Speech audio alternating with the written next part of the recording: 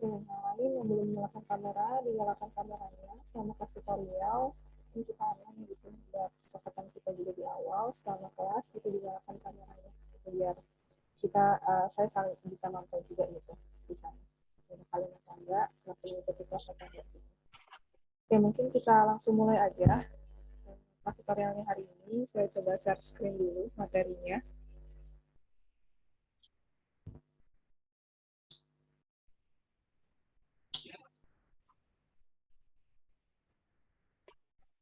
Ya, apakah sudah terlihat PPT-nya? Sudah, Kak. Ya, Kak. Baik. Kalau gitu saya buka dulu. Bismillahirrahmanirrahim. Assalamualaikum warahmatullahi wabarakatuh. Selamat malam semuanya. Waalaikumsalam warahmatullahi wabarakatuh. Malam, Kak. Malam, Kak. Baik, selamat datang dan selamat berjumpa kembali ya di kelas tutorial Fisika Dasar 1 untuk TPB, pas TPB 26 gitu. Nah, pada pertemuan kali ini kita sudah masuk ke pertemuan ke-11 ya untuk tutorial Fisika Dasarnya. Pada pertemuan kali ini kita akan membahas tentang materi termodinamika gitu. Jadi kalau di materi termodinamika sebenarnya analisanya tidak begitu sulit. Analisa soalnya hanya saja banyak persamaan yang akan ada gitu, yang ada di bab termodinamika ini. Jadi perlu dipahami ya persamaan apa yang akan nanti kita gunakan dan juga besaran-besaran ya, komponen-komponennya juga cukup banyak gitu. Jadi perlu dipahami di sini. Oke, kemudian seperti biasa di sini kita akan membahas sebanyak 6 soal ya, 6 kasus soal yang kita bahas bareng-bareng, kita pelajari bareng-bareng.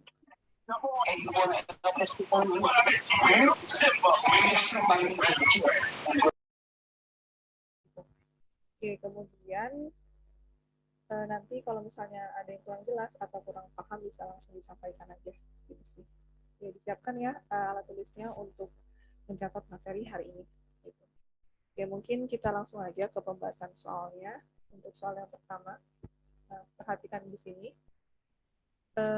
Soal nomor 1, gas ideal itu berada dalam wadah tertutup dengan tekanan P dan volume V. Apabila tekanan gas dinaikkan menjadi 5 kali semula dan volume gas itu tetap, tentukan perbandingan energi kinetik awal dan energi kinetik akhir gas gitu ya. Nah, soal ini saya rasa udah nggak asing lagi gitu ya kalau kita belajar tentang termodinamika. Kemudian ini paling sering muncul kali ya, favorit untuk muncul gitu. Nah, kalau gitu coba kita pelajari lagi soal ini, soal nomor 1.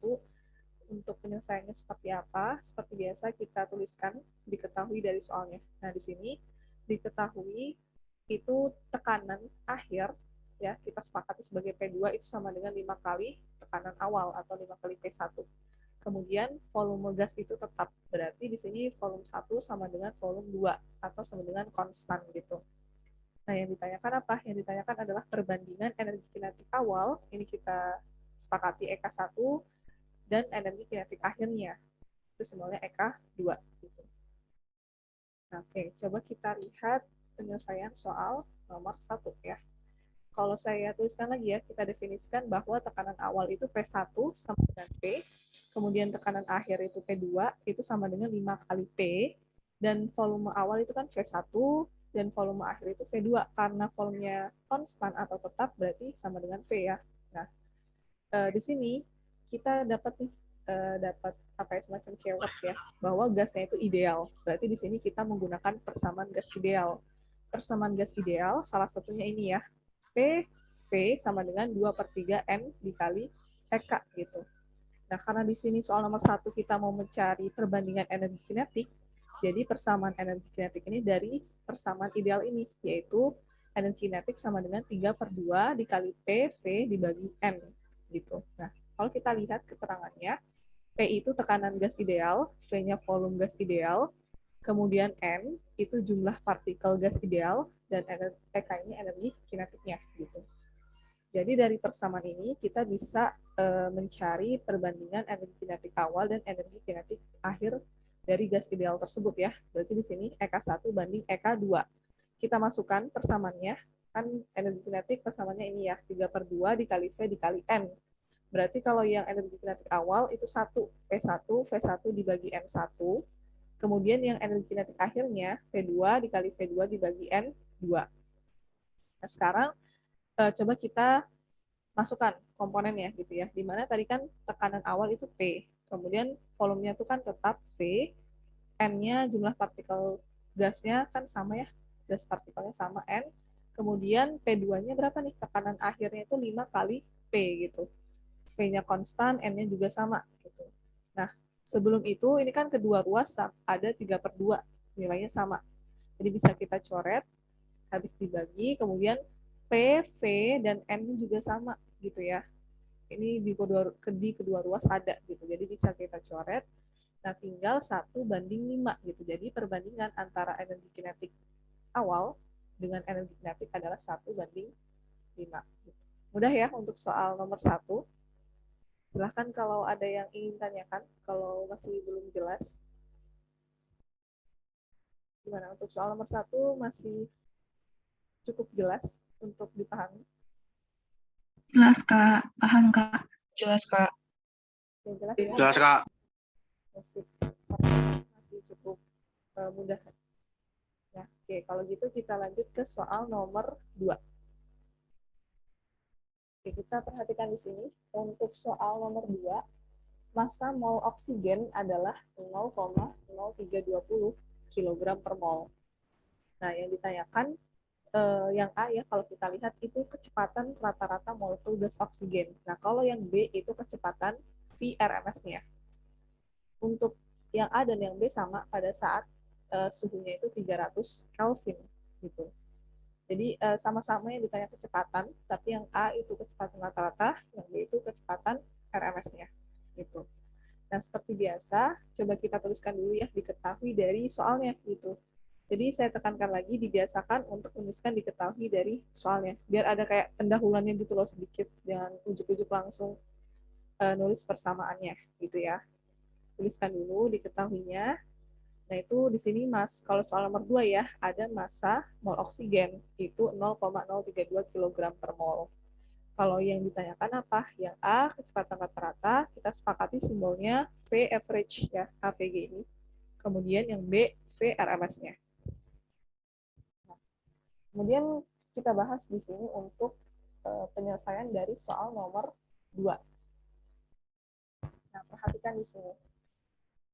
Oke, yang A, kecepatan rata-rata molekul gas oksigen pada saat suhunya 300 Kelvin. Nah, untuk mencari kecepatan rata-rata pada termodinamika ya, di sini karena kita masih beginner gitu, masih tingkat 1 lah ya, jadi langsung dikasih aja dulu persamaannya, yaitu ini kecepatan rata-rata sama dengan akar dikali 8 dikali R dikali T dibagi Pi dikali M-nya masanya. Nah, coba kalau kita lihat satu-satu. Ini kecepatan rata-rata terdiri dari apa aja komponennya. Ada R di sini adalah tetapan gas ideal, yang nilainya 8,314 Joule per mol Kelvin. T-nya ini suhu, kemudian Pi, yang nilainya 3,14, kemudian M ini adalah massanya, massa dari molekul gas oksigen, kalau di soal nomor 2 kasusnya. Gitu. Oke, ini kita sudah punya persamaan kecepatan rata-rata. Sekarang kita masukkan nilai dari masing-masing komponennya. Gitu ya. Ini 8, tetapan gas idealnya 8,314 Joule per mol Kelvin. Suhunya 300 Kelvin. Pi-nya kita masukkan 3,14. Oke, sambil diperhatikan ya, pointernya ini menunjuk kemana. Kemudian massa gas oksigennya 0,032 kg per mol. Oke, seperti biasa, ini sudah tinggal matematisnya aja nih. Oke, kita kalikan dulu yang 8 dikali 8,314 dikali 300, hasilnya 19.953,6 dibagi dengan 3,14 dikali 0,032, hasilnya 0,10048. Nah, ini kita bagi ya, 19 sekian ini dibagi 0,148 ini. Hasilnya 198.582,802. Nah, kita cari akar dari nilai ini, yaitu kurang lebih sekitar 445 meter per second. Nah, untuk satuannya sama, kecepatan itu meter per second. Gitu. Jangan lupa untuk menuliskan satuannya ya. Saya ingat-ingat lagi, jangan lupa menuliskan satuannya. Minimal di hasil akhirnya. Gitu. Oke, next. Sekarang kita cari yang B sekarang. Yang B kan yang ditanyakan kecepatan RMS-nya pada saat T itu 300 Kelvin. Nah, perhatikan di sini perbedaan persamaan untuk kecepatan rata-rata dan juga kecepatan RMS-nya. Kalau untuk mencari kecepatan RMS di termodinamika, itu bisa menggunakan persamaan ini. Akar dari 3 dikali R dikali T dibagi masanya. Gitu ya. Nah, kemudian kita sudah punya persamaan untuk mencari VRMS-nya. Kita masukkan nilai masing-masing komponennya. 3 dikali tetapan gas idealnya 8,314 Joule per mol Kelvin, T-nya 300 Kelvin gitu. Kemudian massa ini, massa dari gas oksigennya ya, 0,032 kg per mol. Oke, kemudian kita kalikan dulu yang bagian atas ya. 3 dikali 8,314 dikali 300 Kelvin, hasilnya 7.482,6 dibagi dengan 0,032. Nah, ini hasilnya sekitar 233.831,25. Kemudian kita cari hasil akar dari nilai ini, sekitar 483,56. Jadi, kita dapatkan kecepatan RMS-nya sebesar 483,56 meter per second. Gitu. Jadi satuannya sama ya, kecepatan itu meter per detik. Gitu. Oke, ini soal nomor 2 nih. Soal nomor 2 dengan mencari nilai kecepatan, tapi yang A kecepatan rata-rata dan yang B kecepatan RMS ini memiliki persamaan yang berbeda gitu. Jadi jangan kebalik ya. Nanti kalau misalnya menemukan soal seperti ini gitu. Kalau kecepatan rata-rata persamaannya yang ini, kemudian kalau kecepatan RMS ini seperti ini persamaannya gitu. Jadi seperti yang saya bilang tadi di termodinamika itu sebenarnya analisa soalnya itu nggak terlalu sulit, cuma memang ada beberapa cukup banyak persamaannya. Jadi perlu bisa dibilang dihafal lah persamaannya. Untuk soal nomor 2, kalau ada yang masih belum jelas. Kak, saya izin bertanya, Kak. Itu suara saya terdengar kan, Kak? Ya, terdengar. Itu kalau misalkan nanti ada soal nih, itu yang pas dicari itu ditanyanya itu VRMS. Ya, terus?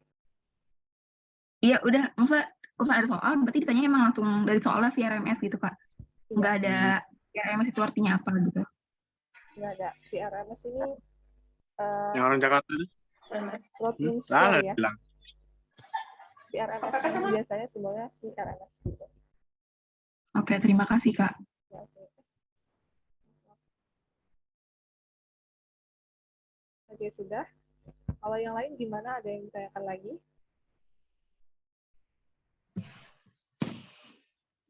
Belum ada, Kak. Oke, sudah cukup jelas ya untuk soal nomor 2. Jelas, Kak. Jelas, Kak. Jelas, Kak. Sip. Nomor soal 1 udah, nomor 2. Sekarang kita lanjut ke soal nomor 3. Soal nomor 3. Nah, di soal nomor 3, perhatikan di sini. Kita lihat ya soalnya. Gas monoatomik neon itu sebanyak 2 gram dipanaskan dari suhu 25 derajat Celcius hingga suhunya mencapai 125 derajat Celcius. Oke, dipahami soalnya. Kemudian jika nilai tetapan umum gas adalah 8,31 Joule per mol Kelvin dan massa molekul relatif neon ya, neon adalah 10 gram per mol, maka perubahan energi dalam yang dimiliki gas tersebut adalah berapa? Nah, seperti biasa coba kita tuliskan diketahui dari soalnya di sini. Nah, di sini massa dari gas monoatomik neon, massa itu M, ya simbolnya sama dengan 2 kg. Kemudian dipanaskan dari suhu 25 derajat Celcius. Ini berarti suhu awalnya, atau T1 ya, sama dengan 25 derajat Celcius. Kemudian hingga suhunya mencapai 125 derajat Celcius. Ini berarti suhu akhirnya, atau kita simbolkan sebagai T2, sama dengan 125 derajat Celcius. Nah, di sini tetapan nilai umum gas. Ini R ya. R itu sama dengan 8,31 Joule per mol Kelvin. Kemudian diketahui juga massa molekul relatif neon. Nah, ini MR ya. Di kimia juga udah nggak asing lagi tentang molekul relatif. Itu kalau di sini neon 10 gram per mol. Nah, yang ditanyakan apa? Perubahan energi dalam. Nah, energi dalam ini di fisika biasanya disimbolkan dengan U besar. Karena perubahan berarti apa? Delta ya. Jadi delta U simbolnya. Oke. Kemudian coba kita bahas penyelesaian dari soal nomor 2. Nah, pertama, oke, kita coba ya, kita tahu dulu nih, kan kita mau nyari perubahan energi dalam gas. Nah, untuk mencari perubahan energi dalam gas, itu persamaannya ini, 3/2 dikali N, dikali R, dikali delta T. Nah, delta T ini kan perubahan suhu ya, selisih suhu akhir dikurang suhu awal. Kita sudah nggak asing lagi tentunya. R ini tetapan gas idealnya, kemudian N. Nah, N ini apa? N ini adalah mol gas monoatomik dari neon tadi. Jadi kita perlu cari dulu nih mol gas dari neonnya gitu. Nah, untuk mencari mol gas monoatomik dari neon, nah kalau soal nomor 3 kan kasusnya atom neon gitu. Bisa menggunakan persamaan ini, massa dibagi massa atom relatifnya gitu. Nah, massanya tadi diketahui ya 2 gram, kemudian dibagi massa relatifnya itu 10 gram per mol. Nah, kita dapatkan mol gas monoatomik neon sebesar 0,2 mol. Nah, ini kita coba masukkan di sini. Nilai N-nya 0,2 mol. Kemudian dikali ini ya 3/2. R-nya tetapan gas idealnya 8,31 Joule per mol Kelvin.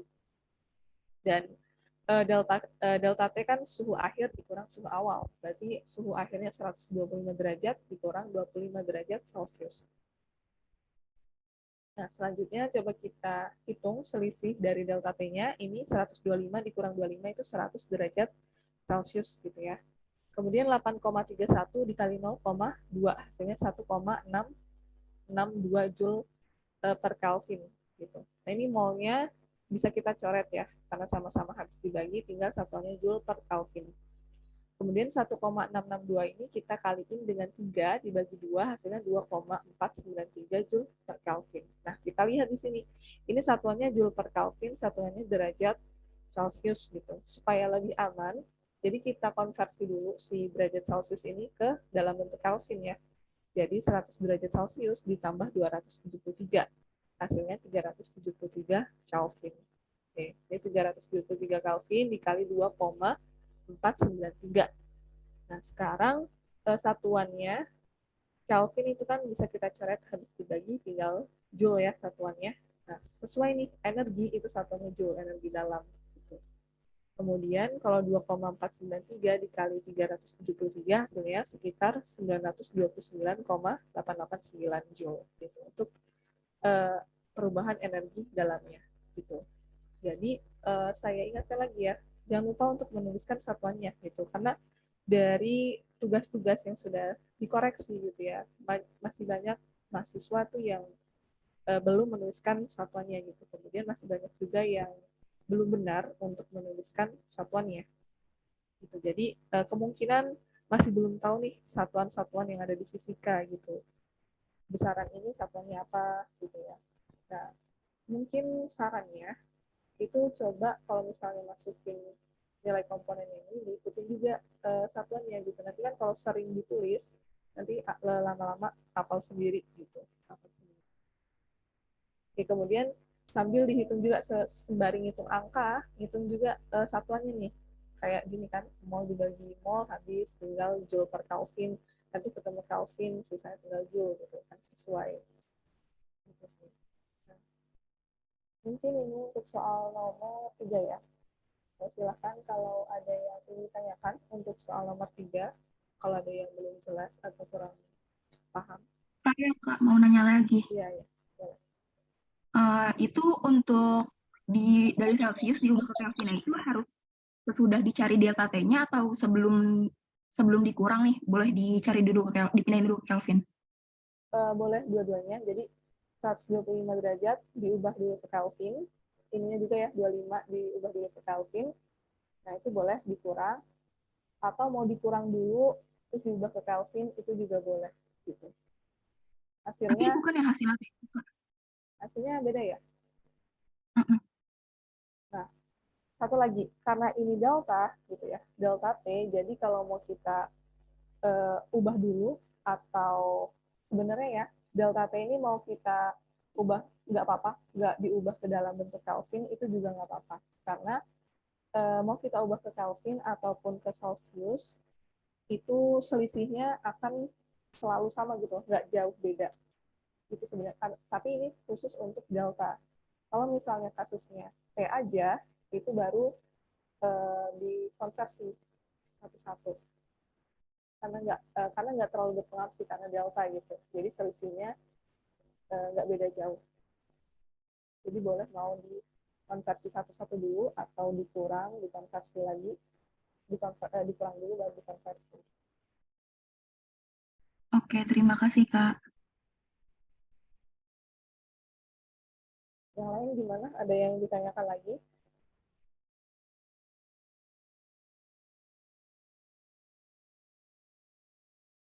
Gitu ya. Ya. Paham, Kak. Paham sih.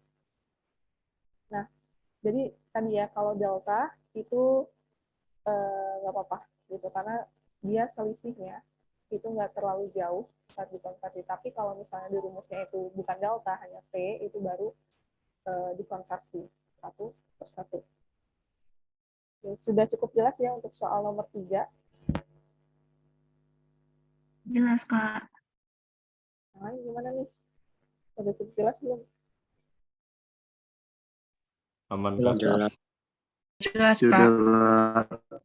Oke, ini soal nomor 1, 2, 3 emang nggak terlalu sulit gitu. Ada persamanya langsung kemudian kita gunakan gitu ya persamaan yang ada dan penyelesaiannya juga nggak panjang gitu. Jadi angkanya juga nggak banyak, komponennya juga nggak banyak. Nah, next sekarang kita mau ke soal nomor 4. Nah, soal nomor 4 ini cukup panjang banget dan yang ditanyakan juga banyak gitu ya. Jadi diperhatikan di sini soal nomor 4 mulai muncul keresahannya di soal nomor 4 ini, terutama nanti di bagian yang Kevin ya, efisiensi mesin, diikuti dengan baik gitu ya. Apa lagi ya? Makanya coba disimak ya untuk soal nomor 4 gitu.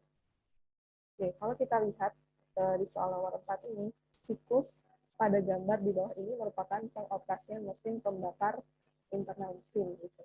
Nah, volume V3 itu sama dengan 4 kali V1. Nah, kita asumsikan campuran asupan udara bensin adalah gas ideal dengan gamanya 1,3 gitu ya. Nah, ini gambar siklusnya dari pengoperasian mesin pembakar internal ya. Nah, di mana kalau kita lihat gambar grafik ini, yang horizontal itu volume, kemudian yang vertikal itu tekanan gitu ya.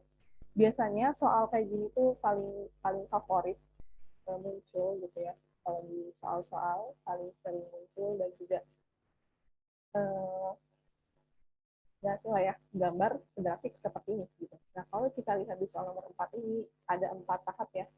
1, 2, 3, dan 4. 1, 1, 2, 3, dan 4.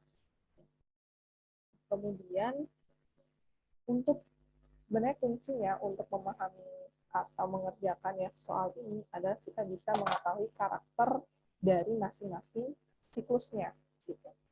Nah, kalau kita lihat di sini dari siklus dari 4 ke 1 ya, dan 2 ke 3 itu sama siklusnya yaitu adiabatik gitu.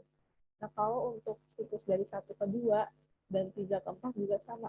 Ada yang tahu nggak siklus dari 1 ke 2, 3 dan 4 ini dinamakan apa? Apanya ini yang sama? Kalau kita lihat dari gambar,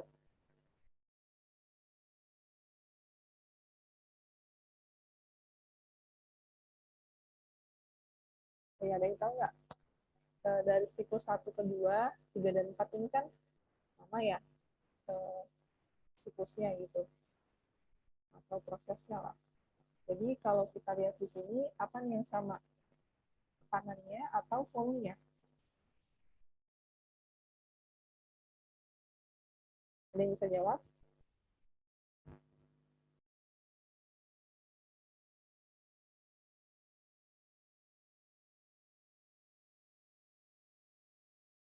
Ada yang bisa jawab nggak dari gambar ini? Nih, ya dari, kalau kita lihat ya, aduh. Oke, coba kita analisa gambar grafiknya. Yang horizontal ini volume, ya volume. Kemudian yang vertikal ini tekanan, gitu. Ini kan ada 4 siklus, 1, 2, 3, dan 4. Nah, dari 4 ke 1, ini adiabatik. Kemudian, nama prosesnya adiabatik, gitu. Kemudian yang 2 ke 3, ini adiabatik juga. Nah, oh berarti kalian udah pernah dengar kalimat isobarik, isoforik? Oh, udah pernah ya? Nah, kalau misalnya isobarik, itu berarti tekanannya tetap. Kalau kita lihat dari 1 ke 2, 3, dan 4, ini yang sama apa? Volume, volumenya ya, volumenya sama nih. 3 dan 4, volumenya ada di volume 3, 1 dan 2, volumenya ada di 1. Gitu. Nah, ini kan proses yang namanya volumenya tetap. Nah, kalau volumenya tetap, itu, atau volumenya konstan, dinamakan proses isokorik. Gitu. Isokorik. Nah, kalau kita lihat dari proses 1 ke 2, ini kan tekanannya beda ya, tekanannya. Di mana untuk di titik 1 ini tekanannya P1, kemudian di titik 2 ini tekanannya 3 kali P1 gitu. Kemudian di 3 dan 4 volumenya tetap, tapi tekanannya juga berbeda gitu. Nah, ini namanya proses isokorik, volumenya konstan atau tetap. Itu dari informasi gambarnya. Jadi kita harus bisa membaca gambarnya gitu, gambar grafiknya, proses siklusnya. Nah, ini salah satu kunci untuk bisa mengerjakan soal seperti ini. Kita harus memahami karakter dari masing-masing siklus ini. Gitu. Oke. Diperhatikan di sini untuk penyelesaian dari soal nomor 4 ya. Ini kalau saya lihat paling favorit sering muncul soal seperti ini. Nah, sebenarnya ditanyakan adalah rasio suhu, tekanan, yang F, efisiensi mesin, gitu ya. Nah, seperti biasa, coba kita tuliskan dulu diketahui dari soalnya. Di sini diketahui bahwa volume 3 itu sama dengan 4 kali volume 1, gitu ya. Volume pada proses ketiga ini itu sama dengan 4 kali volume pertama. Gitu. Kemudian gamanya 1,3. Oke, kita bahas satu persatu, dimulai dari yang A dulu ya. Rasio dari suhu kedua banding dibagi T1, gitu, suhu awalnya. Nah,